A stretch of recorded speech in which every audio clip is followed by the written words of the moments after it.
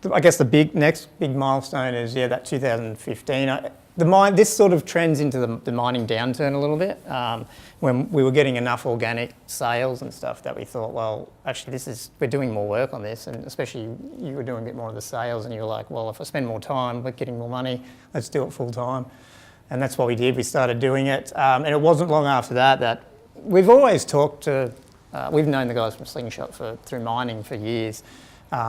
But we started the discussions a little bit earlier. We thought we were a little bit past Slingshot's accelerated, like the startup part, but they had their the new scale-up program. So we discussed it with them about should we go in or not, and they said, I wouldn't say they pushed us, but they definitely gave us that push to sort of get in there. And we ended up doing their normal Slingshot program just because we were in a sort of with our revenue, it was a bit of a weird where we sat in terms of if we should do scale up or not. What did we learn out of the Slingshot thing? That's probably worth talking about. I think it really helped us focus on taking the business into something that we could look at for investment or really systemise the marketing and positioning of the business. Back here, we were probably a little bit more, well, that's a cool market, let's go check that out, or this one's a bit different, let's go check that one out, where they helped us sort of solidify that message a bit more.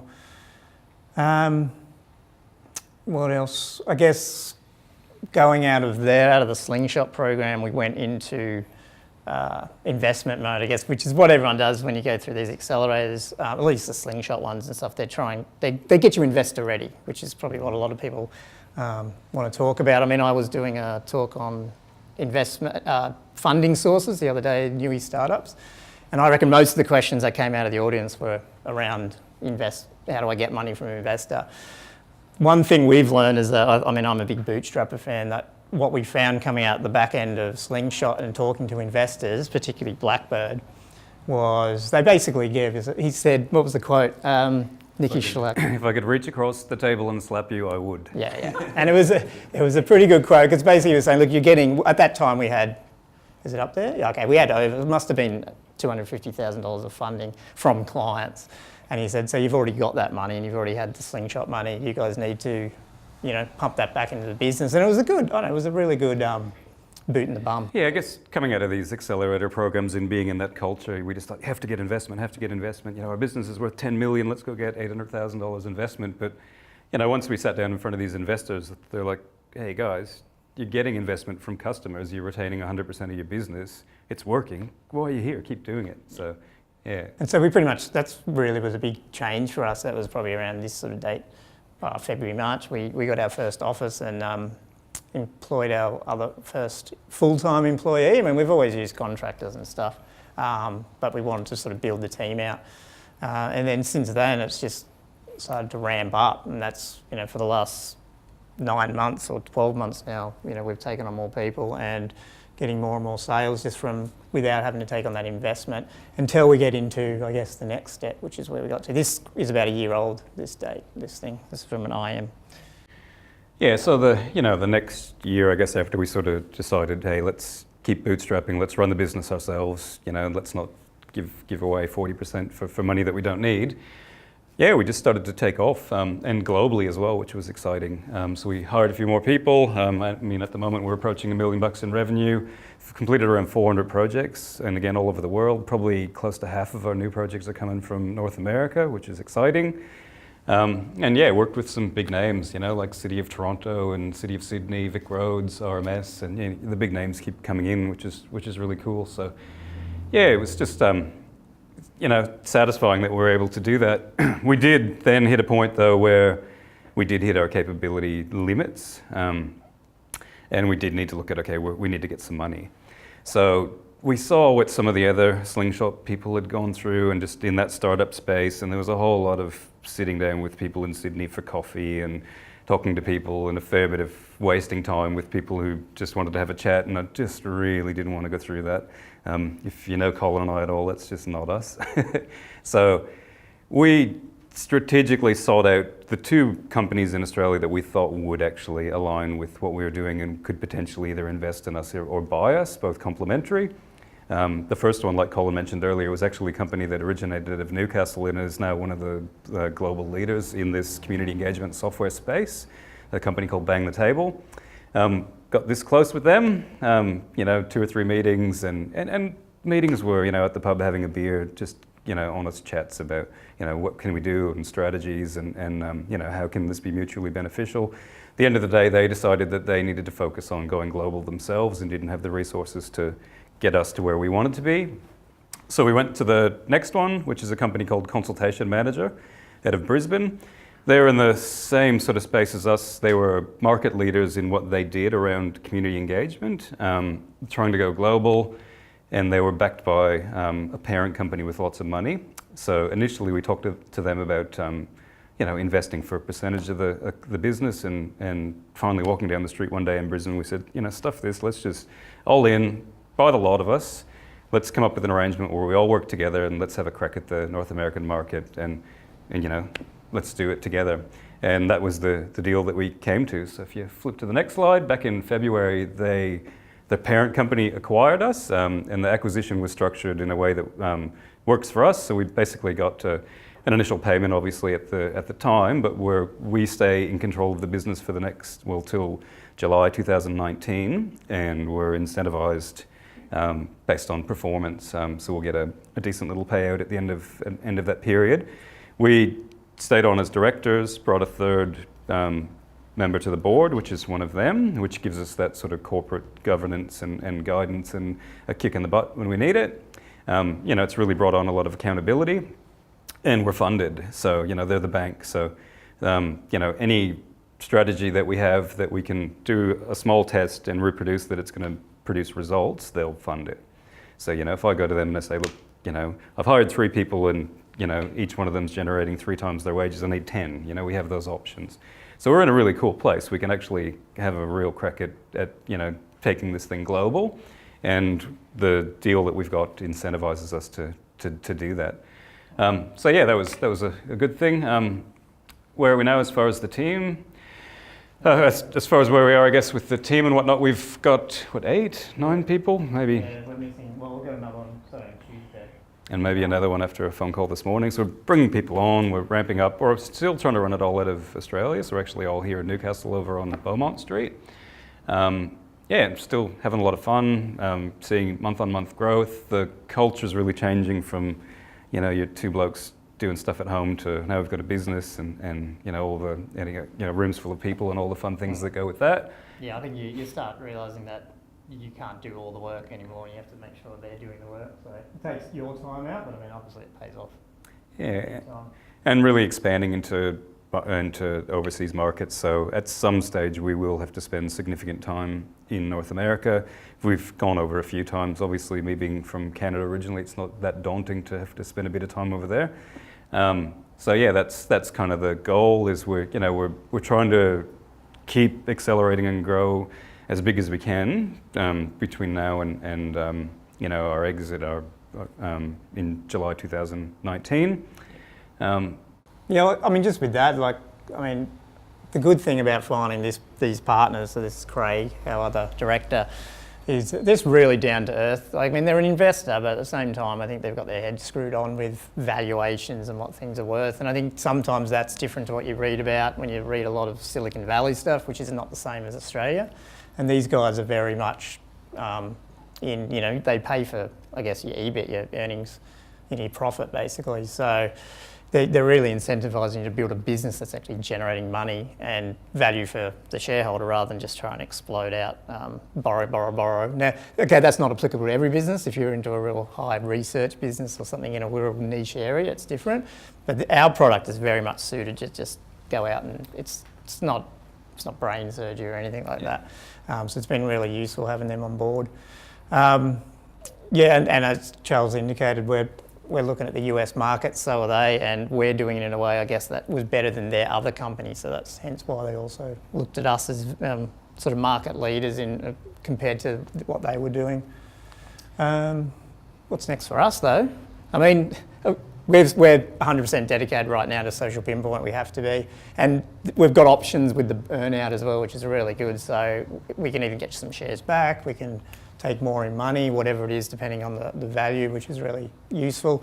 And then now we've got, I guess it's validation. There's a few steps of validation. And we've got not only have we got contacts now with, they're called Mindside Holding, which are basically just investment bankers. So for future ideas, future startups, we feel that we've got a good relationship with them to take on. It doesn't have to be in the consultation space, it can be totally different. So they bought into Consultation Manager just because Consultation Manager is a good business, not because it was, a stakeholder engagement platform. So we can see definitely that we'd leverage that down the track with any other idea that we have. But the other thing is just, it's interesting, having gone through the acquisition, noticing the attention now, then the validation that you get just from having done it. Because at the end of the day, like, running a business is hard and being an entrepreneur is hard. You've all heard that thing that, you can tell people your secrets because most of the time no one's going to do it. It's the doing part that's the hard part. And I guess, just even being able to go through that process and negotiate. I mean, how long did they think? It's 6 months, wasn't it, of negotiating back and forth? And Slingshot were involved in that as well. So there's complexity with existing shareholders, and learning that loop, it just validates and helps you for the next one to go, right, now I know a lot more, I can contract that time frame. Yeah, totally. I mean, right from day one, our plan was, let's build a business and sell it, right? That was always our goal, and we did it. And, we're pretty proud of that, I guess. We're already starting to think about the next business. And I think it's pretty safe to say it's already funded if it's a good idea because of the relationships we've made. We've learned heaps about, the legal side of things and, where not to waste time and just confidence in sort of backing ourselves to do different things, and it's okay if they fail, life goes on, and try the next sort of thing. So yeah, I think we're, when it's not so much if, it's when we start our next venture. It'll definitely be accelerated compared to how we've done this, and just do it again and keep having fun. And eventually that needs to be me cruising down the beach somewhere. I'll learn to juggle. And that's where we are really at the moment. We just thought I'd just tell you the story rather than, harp on the actual specifics of the business or technical challenges or anything. I don't know, is that what you guys, if you guys have any questions or want to harp on particular parts, that definitely happy to answer them. Is everyone here? Oh, we've got a question. So, do you guys consider yourself serial entrepreneurs? And if so, what's the best part of that journey for you guys? I'd hope I will be. My first business, Tributech, and it's still going technically, is a consultancy, so I don't really class it as it's not very entrepreneurial, it makes money. My stage of life, it needs to make money. I've got a mortgage and 2 kids and all that sort of stuff, which I think is important. This is the first step into sort of getting me out of that in order to be able to then take more risk. And so, I'm always going to be, I think, looking at the next business to look at and get involved in a lot more, but probably at a level, hopefully, where I'm not doing a lot of work in the weeds, but, running a business, which is what I'm learning with this, which I did learn how to run a business and not work in it. Yeah, for sure. I mean, you see so many examples of people who do it poorly yet still succeed, and you're like, no, we can do it better than that. So I think we'll always be looking for the next idea. And look, you get caught up in all the hype. At the end of the day, there's one Facebook, there's one Twitter, there's one Google. You're not trying to build a multi-billion-dollar company. You can build decent-sized businesses and be successful and have a bit of fun with it, and you don't have to triple mortgage your house and take all these risks that people think they can. We're in Australia. It's not the Silicon Valley sort of model. It doesn't really work over here. It's a smaller market. I mean, if you want to go do that, go move over there and have a crack. But while we're here, you kind of have to play the game the way it works here, I think. I mean, I sort of brought that up, I guess, that bootstrapping thing the other day. That's why I'm a big fan of bootstrapping, because there's so many good businesses out there that you won't hear about because you know what they're doing? They're working. We had some feedback once that we may not be that likable to an investor, and I guess at the end of the day, I don't really care. What I really like is that I can show you thousands of emails from clients who absolutely love us, and that's one of our things, is our customer service. When that's our customers, that's what we care about. And if you've got customers, you've got revenue, you've got a business. And there's so many businesses out there that you don't hear of because that's what they're doing. They're running a business. They're not worried about funding. They're not trying to get funding. That being said, there's nothing wrong with that model too. You just have to choose right at the start which model you want to do, because if you're focused on getting investment to then execute the plan, that has to be pretty much 100% of your focus right from the start. And you're not selling to customers, you're selling to investors. Once you have that money, then you move to the execution. So it's a bit of the timing of how this all unraveled with us is that, we were too far along to be considered by investors even probably by the time we did start talking to them, because we were already sort of, had the runs on the board and the money rolling in. Yeah, I mean, if everyone's watched Silicon Valley where they're, you want to be pre-revenue. Yeah, that's right. You totally do, yeah. Yeah, go to the investor with the idea on the napkin, minimal effort sort of thing. Yeah, as soon as have gone beyond that, go to customers. Get your investment from people who want to pay for what you've got. Yeah. Just a question. So software as a service, and a lot of your users are paying credit card. A lot of your clients are government agencies, local councils. So how much of that revenue is through councils paying, or not, sorry, how much, but are you finding a lot of your users actually physically using a credit card, like a once-off, or is it mostly councils and that would be purchase orders? Yeah, I mean, we do a mix at the moment, and I'd say it's still more. I wouldn't say everyone's paying on a credit card, although a lot of people will pay their invoice on a credit card, so it's fine. It triggers automatically, and they just pay it. The US, though, I don't think they've all been credit card. Pretty much, yeah. But you're right. Like when you're dealing with local government in Australia, there's a procurement process, but it's a fire off an invoice. It's not really an expensive part of the operations for us. So. Yeah. But our American online when you actually go and get a trial and do it, it's all US dollars online, pay on credit card. Yeah, and that's the future. It may not be here yet, but that's going to be the future, and that's the vision of Social Pinpoint. Like, I mean, this is not our investor deck. Obviously, our investor deck talks about the future's online. People, digital democracy. People want to be involved in government. They want to know their voice is heard. I mean, that's where it's going. It's not going to be some low-tech solution anymore. It's going to be higher tech, so I'll get used to that. So do you find that, do you find that it's sort of champions within, maybe there's sort of champions internally that bring you on, in the sense of, so you're relying on a skilled practitioner base, if you're using this kind of... Yeah, sometimes you've got to create those champions by educating them a little bit, but You're targeting kind of practitioners almost as opposed to the company itself.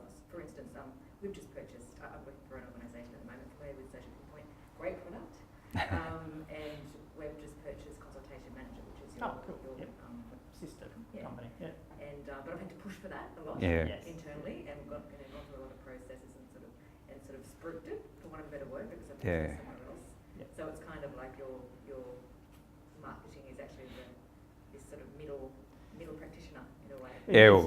Well, we're editing a blog post today actually about how to overcome some of those internal obstacles within your organisation. But we've seen a massive shift though in 3 years. It's interesting. When we first launched, we were talking to town planners and IT people. Yeah. Now we're actually, at least in Australia, you're seeing community engagement specialist roles, which then is a little easier because, as you're saying, they're already a champion internally. It's what attracted us to this opportunity, this business, because we saw that it was emerging and, we were getting in at the start, and we're still sort of leading the way with what we're doing in some aspects of it. Yeah, go ahead. My bias is towards knowing what's happening to individuals. I'm a psychologist.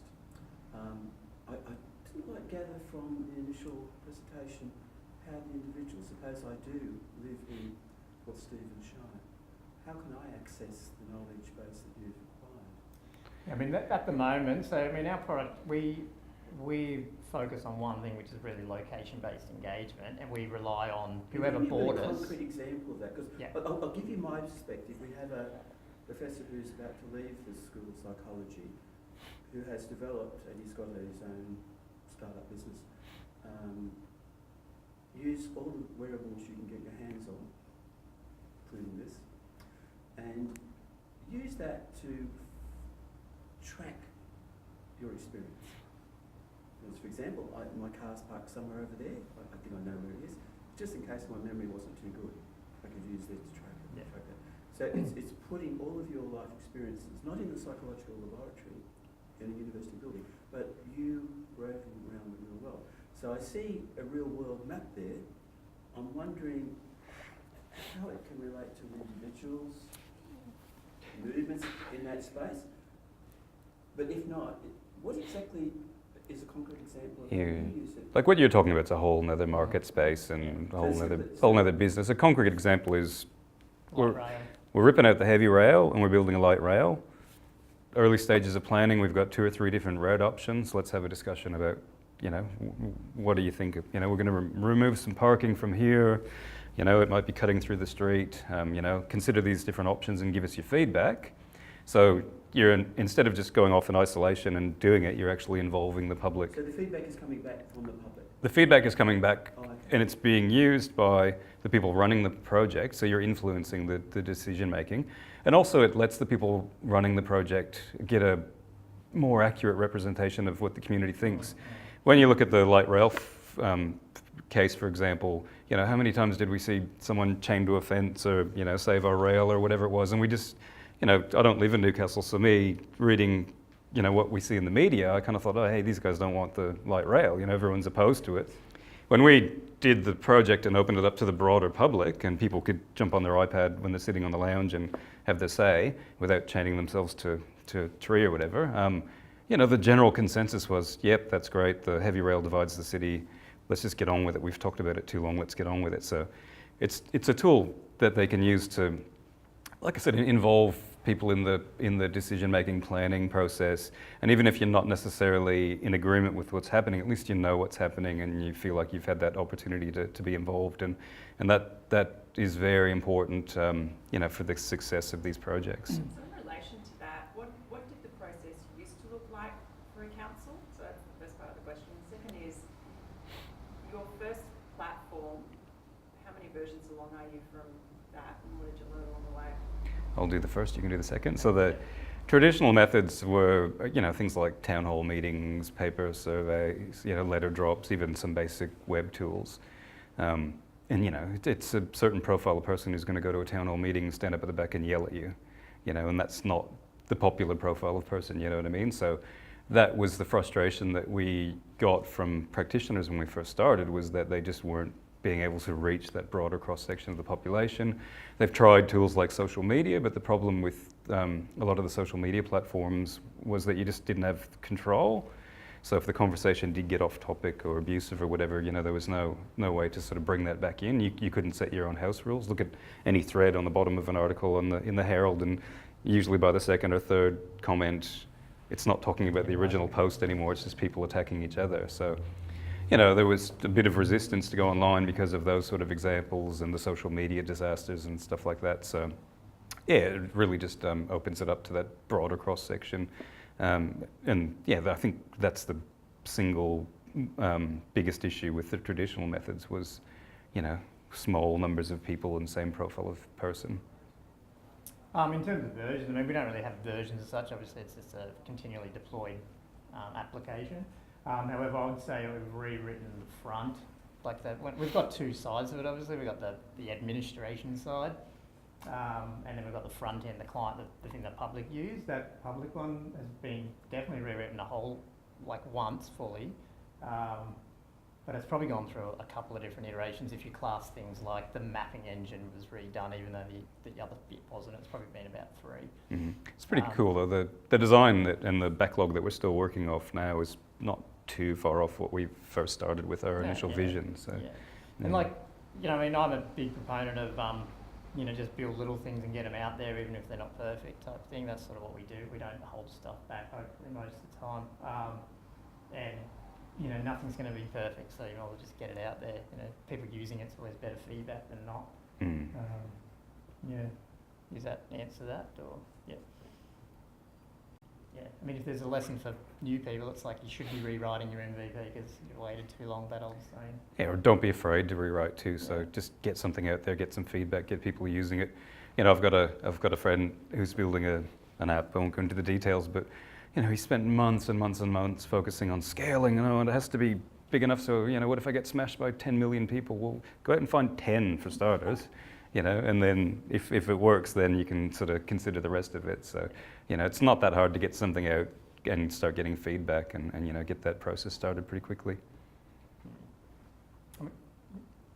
Was your startup based on publishing a number of really good articles in peer-reviewed journals, Or did you just do it? No, we just Just did did it, No, yeah. just did it. Yeah. However, if we did another one, the first thing we would Start start doing was marketing. content marketing, yeah, right from We do a lot day of one. content marketing. Before you even got it out there, before you released it, start building Months it before, yeah. Build your audience. on other people's things, or would you set up a landing page? Landing page, sign up for our newsletter. You do that 6 months in advance of. Once you start thinking about it, and really, I mean, that's the thing. When you got all, you might as well do a bunch of them because you don't know which ones are going to work. So Yeah. the content marketing, it works. I mean, we've seen it definitely. You know, it's led to sales. It's just taken a good 12 months. Yeah. 12 months. Well, you need to be seen as an expert in your space, and you need to become an expert in your space. And like we had no idea what community engagement is, but I'd like to say we're, Yeah, you know, it's unheated after we now, run you know. 400 projects, Yeah. you start to become an expert. But you know, it's all there. Just read, research. To go to the conferences, do whatever you have to, become that expert. And your content needs to sort of show that as well. Do you think that puts a bit more pressure though to get that first iteration right? Like you're saying about throwing it out there. Would you throw out what you threw out the first time, which probably was fine and good, I'm sure it was great, if you'd done a bunch of expectation building beforehand? Would that have changed the level that you had gone to market or launched or? I think in this space it probably would have made a difference because I mean the features haven't was changed. nothing. It was more about just validating your expertise. Yeah. But if you were doing an idea that you weren't totally sure on, yeah, Visual design stuff. it might change things. Yeah. And with that content marketing stuff, like, it's not something that we necessarily enjoy, and it's not our background, but you have to do it yourself too. You can't just outsource it to someone. You really need to become that person. Even if you're the developer, you still need to be the the expert in whatever your business is. So. When you talked about, you said if you started again, don't start another business, you want to do content marketing early on. How would you balance that with actually building your MVP? Because you'd be very limited on time resources. Well, I guess it depends if you're only one person there then. Yeah. Well, I mean, I don't totally agree that you couldn't outsource some of it. I think you could again, it depends what, because it's one of these things, I think, like anything with, I guess if you want to rank as well, I mean, there's a difference between what's called pillar articles and, I guess, fluff articles, I don't know what you call them. Yeah. But, it's those pillar articles that you probably want to spend some time on, but you don't have to do them every week. What do you mean by that? So like a 4,000 word, detailed whatever, spend some time there, then get some other articles built. 10 more that are just Yeah. SEO padding, you know what I mean? Yeah. Yeah. And sites start ranking, I don't know what the thing is, 50,000 words, Google will start picking it up. It'll take 6 months, but But I mean, again, it depends what you're trying to do. I mean, if you're trying to validate an idea, you don't need to do content marketing as such. You just need to do a landing page and spend some money on Google AdWords or whatever, and you'll get traffic. So. You touched a little bit on the legal and governance aspect of the exit process. What were your sort of 2 or 3 key takeouts from that? Use a lawyer from the start. Yeah, use a lawyer from the start, and look, at the end of the day, everything comes down to personal relationships. Yeah. So make sure you take care of personal relationships right from the start. You have to. That's with everything in business. It does just come down to personal relationships. Yeah. But it can take time. I mean, look, through no fault of anyone's. I mean, we went back and forth between us, Slingshot, and consultation, well, not consultation manager, but there was multiple iterations of the agreement, which I think it settled on one of the ones that we originally were looking at, but then for some reason, I think even CM were the ones who reneged on that initially, and then they eventually came back around to it. It was a 6-month process, so it's just. I think it happens everywhere. Yeah, that's right. And even though you're paying a lawyer to review it, you again that's a have big to one. stay on top of it. Sorry, employ a lawyer, Yeah. but But know what be- they're doing anyway. Become a lawyer. Yeah, because they only do what you want them to do, which is a little annoying, but I guess that's, so, sometimes we would do things and then you'd find out there was another way to do it. You would have thought you would have been told that, but you didn't ask that. Yeah. And that's, again, it's just something that you have to learn, I guess. It's a bit And we ended up frustrating. in a situation where our lawyer and their Yes, lawyer that were was a in good one. furious agreement, I Yeah. think is the terms they use. So, So back and forth, back and forth, back and forth. and that's when we just intercepted and said, hey guys, we all want to do this, let's just get on with it and do it. And and that's where those personal relationships sort of came to it. So, yeah. Were you a company first up, or were you a partnership straight away? Company day Company, one, yeah. Yeah, that took an hour to set up. So, Yeah, we don't use any accountants to do any of that stuff, or everything's just online. I mean, I don't know if it's the right thing, but I've done it with all my business. Just pay for it myself, and I mean, Yeah. I mean, I was even listening to a podcast about investment the other day, and some guy was saying, don't even use a financial advisor these days if you're an entrepreneur, you know, do it yourself. And so, I don't know, is it even changing now? I don't know, like, because they don't, some of these people are in an older generation of the ideas are changing. Like a financial advisor I went to the other day, you know, didn't even know about, well, I know they wouldn't know about that spaceship, you know, super fund, you know, but it sort of makes you wonder, that's where I want to be, but they're not, so yeah. Yeah, there's nothing stopping you from being an expert in any field at the moment. You know, just get on the web and find out about it and read. And, At least to be dangerous, yeah. Yeah, that's right, yeah. So we've probably got time for one more question. Anyone? Can if nobody else does. Yeah, go for it. I was just going to ask, was there any points along the way that you actually felt like kind of throwing in? And what were those hard parts? Were there any hard parts, you know, that you had to just question things a little bit? Well, I mean, we can answer that independently, but definitely not throwing it in because it's not that we're risk averse, but we never put ourselves in a situation where there was that immense pressure. You know, we've both got young kids and families, and you know, we have to make a certain monthly income, otherwise our wives will kick us out of the house. So you know, we made sure that we maintain control to meet that, and then you know, go above that as much as we can. So you know, like I wouldn't say that we didn't take risks. We certainly do take risks and put ourselves out there, but I guess you know, they're educated risks, and we try and do things smart. You're not afraid of the hard work. I mean, you're going to have to put long hours in sometimes and not other times. There was probably some times where we didn't know it would get any bigger, and that's what I joked about before, saying maybe just pay for cars every year. You know? Yeah. But it wouldn't have been a downer. It was just like, well, if it doesn't work. Because remember, our goal was always build a SaaS product that we could sell. Or the sell was good, but build a SaaS product from ground up. And if we learnt, again, you know, it depends on your goal. If that's what you want to learn, then you've reached it, so it didn't matter what happened. Yeah, it's probably why we considered the Slingshot program, because we were at we were growing, and we're like, well, I don't think it's going to keep going. We need to do something different if we're really going to take it to the next level. And, you know, we looked at the different options, and just it was timely that Slingshot was running a program. We thought, well, you know, we're not going to come out of that worse off, you know, so let's have a crack at that. And, I don't know how much it actually helped the business, but, you know, we both had some, you know, like personally, we definitely gained a lot out of it that we can apply to future businesses. So quite valuable for us in that aspect. Anyway, please thank Colin and Charles. Thank you. Yeah, thanks for the opportunity. If anyone does have any questions or wants any more information or advice, whatever, we're always starting something up yourself, for a chat. Yeah, drop in to our office or linking with us, whatever. We're north of Toronto, northeast of Toronto.